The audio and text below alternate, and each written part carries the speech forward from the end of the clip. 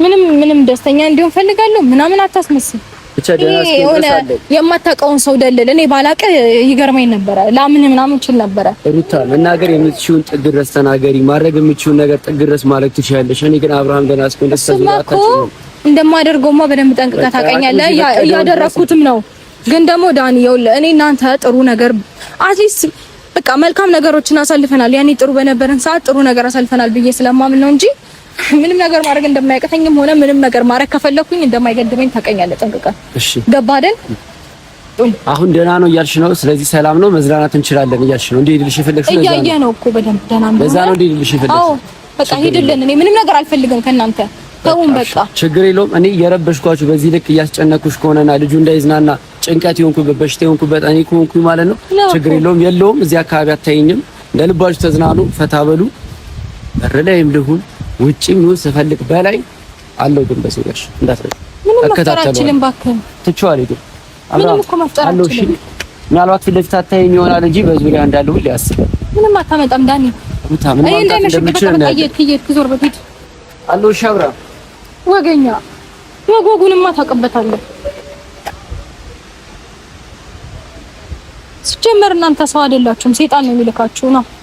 ናማ እኔ የሚጨነቅ አስጨነቀክ ነው። ማዛባን ሂድ ዝም በላቸው።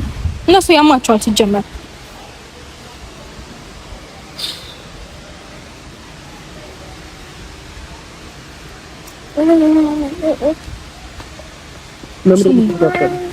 ሰው ሰላም ሲሆን አይወዱም እንዴ? ምን የምር እነዚህ ሰይጣን ሰው አይደሉም እኮ ሰይጣን ስጋ ለብሶ ናቸው ሁላቸው።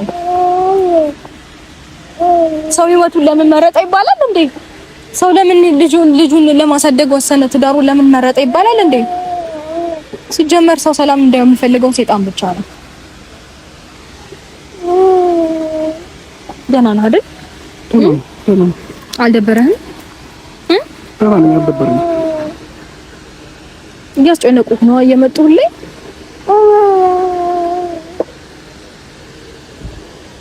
እኔ እኮ ለአንዳንድ ሰው ክብር ብዬ ነው እንጂ ሲጀመር እኮ እዚህ መቀመጥ የለብንም ነበር።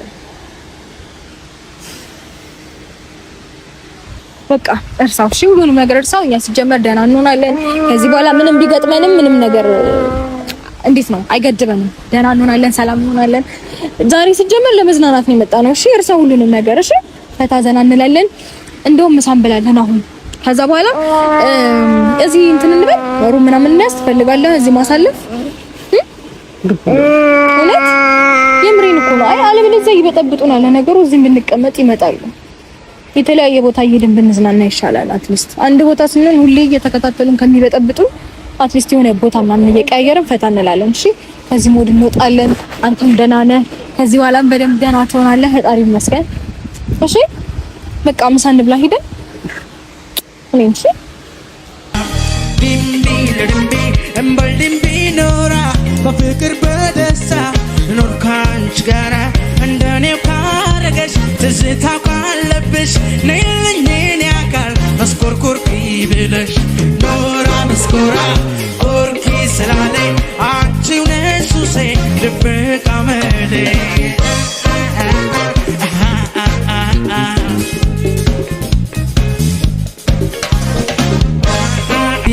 ዲምዲምበ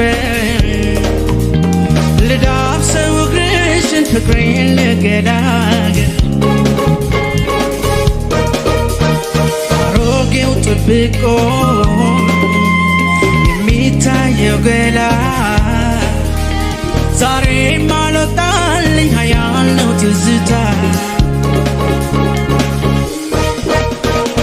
ድምቢ ለድምቢ አዋቂነት ይብቃሽ ይቅር አታስቢ ድምቢ ለድምቢ ማንንም ሳትፈሪ ወደ እኔ ቅረቢ።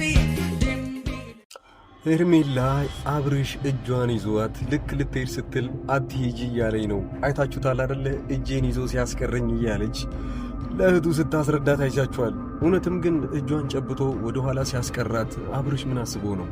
አሁንም አብርሽ ጋር የተደበቀ ነገር አለ ወይ? ብዙዎቻችሁ በጣም ትልቅ ችግር ውስጥ እንደገባችሁ በዚህ ጥያቄ ለእናንተው መፍትሄውን ትቻለኝ።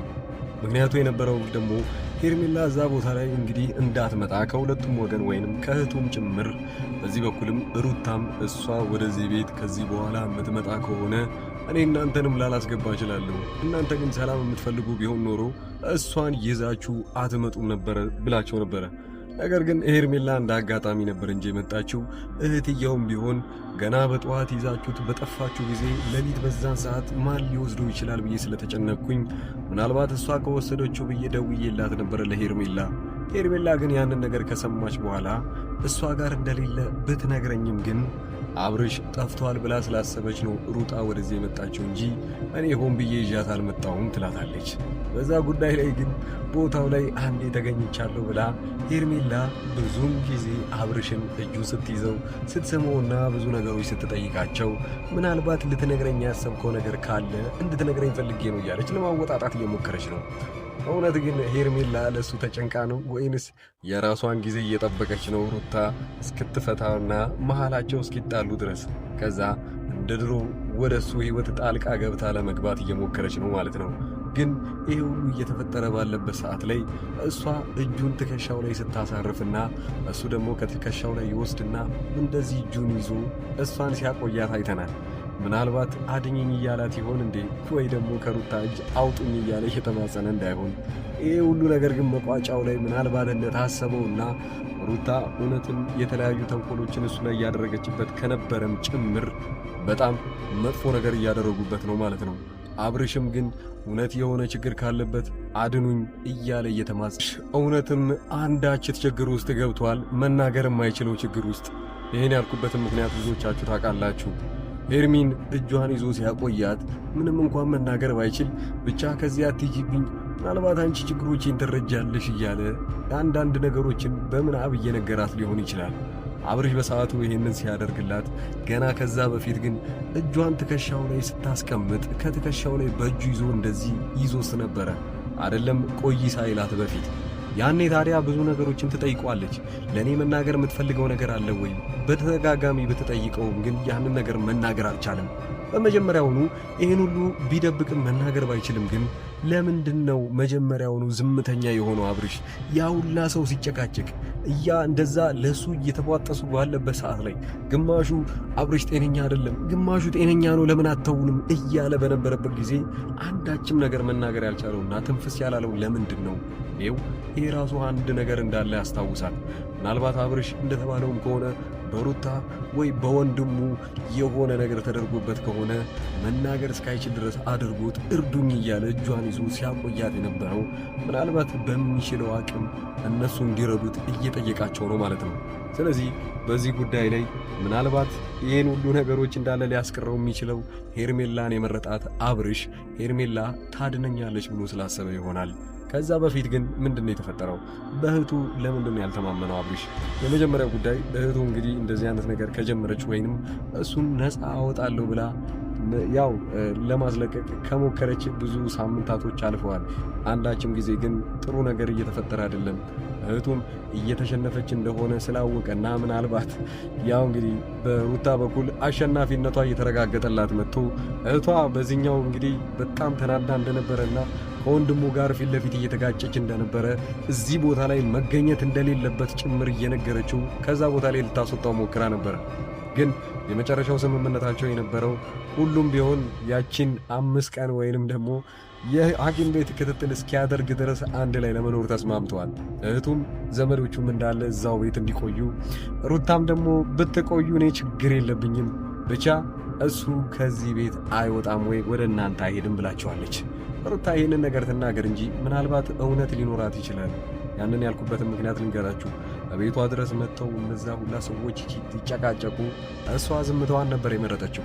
ነገር ግን ዝምታዋን ሊሰብረው የሚችለው አንድ ነገር ብቻ ነበረ፣ የሄርሜላ ጉዳይ። ሄርሜላ ወደ አብርሽ በቀረበች ቁጥር ተውችን ልጅ ለምን አመጣችሁብኝ? እኔ ጋር መኖር እኮ አልነበረባትም፣ ፈቅጄ ባስገባዋት እናንተንም ጭምር። እሷ ግን አሁን ህይወቴን እያበጠበጠች ነው፣ እሱ ጋርም እንድትጠጋው አልፈልግም ብትልም ግን ሰዎቹ ሊሰሟት አልቻሉም።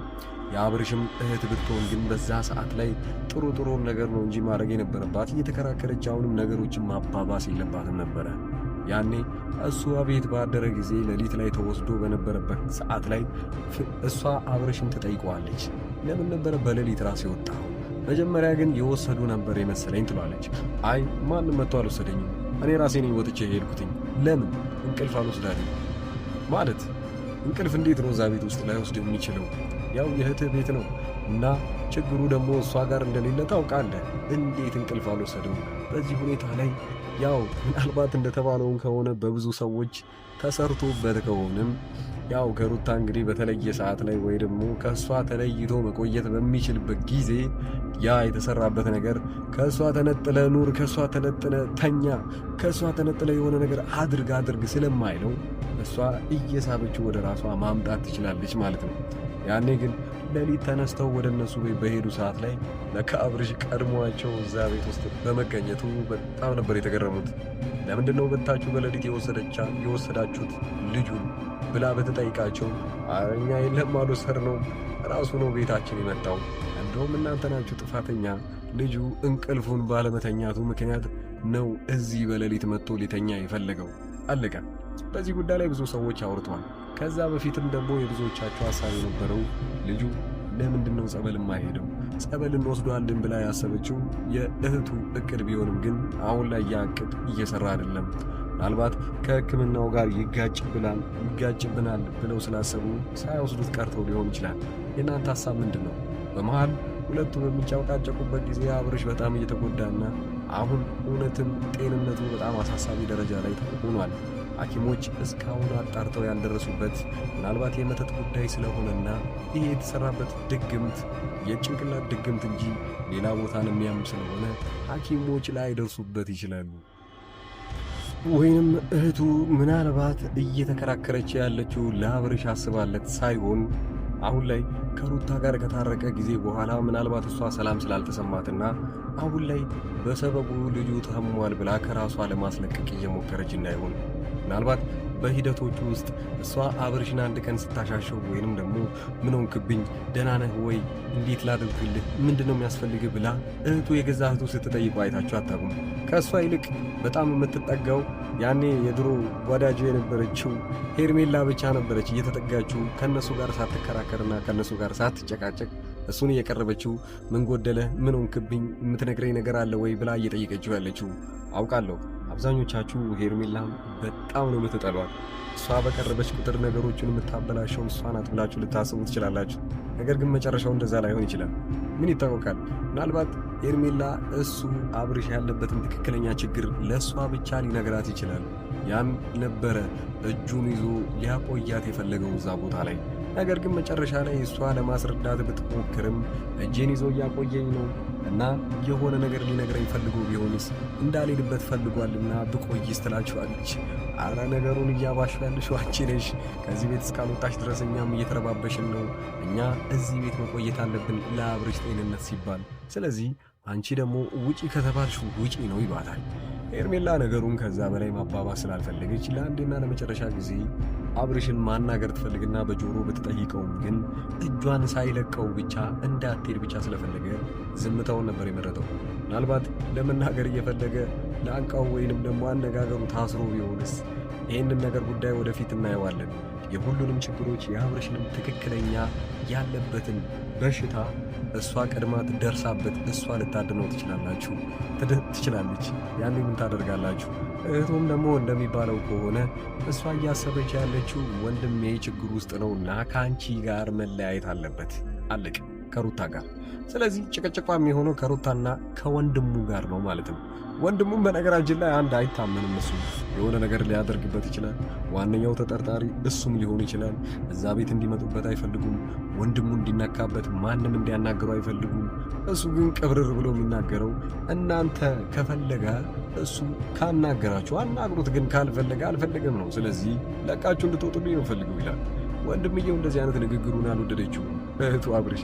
ለዛም ነበረ እንድትወጣልን እፈልጋለሁ። ሲጀመር ይሄ ቤት ያንተ አይደለም የባለ ትዳሮቹ ቤት ነው። ስለዚህ እዚህ መታየት የለብንም። ነገሮችን እያባባስ ያልከው አንተ ብቻ ነህ ትለዋለች። በዚህ ጉዳይ ላይ እሱም ቢሆን መጨቃጨቅ ስላልፈለገ ለጊዜውም ቢሆን ዞር ይላል። አሁንም ቢሆን ግን እነ ሩታ ያው ወንድሙም ቢሆን ልጁን ይዘውት ከዛ ቦታ ላይ መጥፋቱን አልተውትም። እቺን 5 ቀንና የሕክምና ክትትሉን ብቻ እየጠበቁ ነው ያሉት። ስለዚህ አሁንም ቢሆን ብዙዎቻችሁ እኔ የአብርሽን እህት ነው የምደግፈው፣ እሷ ነገሩ ስለገባት እሱ ጋር ትሁን፣ እሱ ጋር ይሁን የምትሉ፣ ሩታም ደግሞ ሚስቱ ነች፣ ስለዚህ እሷ ጋር ቢቀመጥ ይሻላል እንዳትለቂው ሩታ ብላችሁ ለቦታ ይዛችኋል። ነገሩ እንደዛ አይደለም። ከሁለቱም የሚታመን ወገን የለም አሁን ላይ እንደምናየው ከሆነ። ለዛም ነው የአብርሽን ጤንነት ብቻ ሊመልስ የሚችሉትን መንገዶች መፈለግ ነው። አብዛኞቹ ኮሜንት እንዳደረጋችሁት ጸበል መሄድ አለበት እና ሌሎቻችሁ ደግሞ ሄርሜላ እንግዲህ ነገሩ ስለገባትና ያኔ ሊያቆያት ስለፈለገ ብቻ እሷ እውነታውን የምታውቅበት ነገር ቅርብ ሳይሆን አይቀርም፣ ለእሷ ሳይናገራማ ከዛ ሰፈርም ለቆ ላይወጣ ይችላል ብላችኋል። የትኛው ይመስላችኋል? ሄርሜላ ብዙዎቻችሁ ብትጠሏትም ግን እንድትጠላ ያደረገችው እነሱ ራሳቸው ናቸው።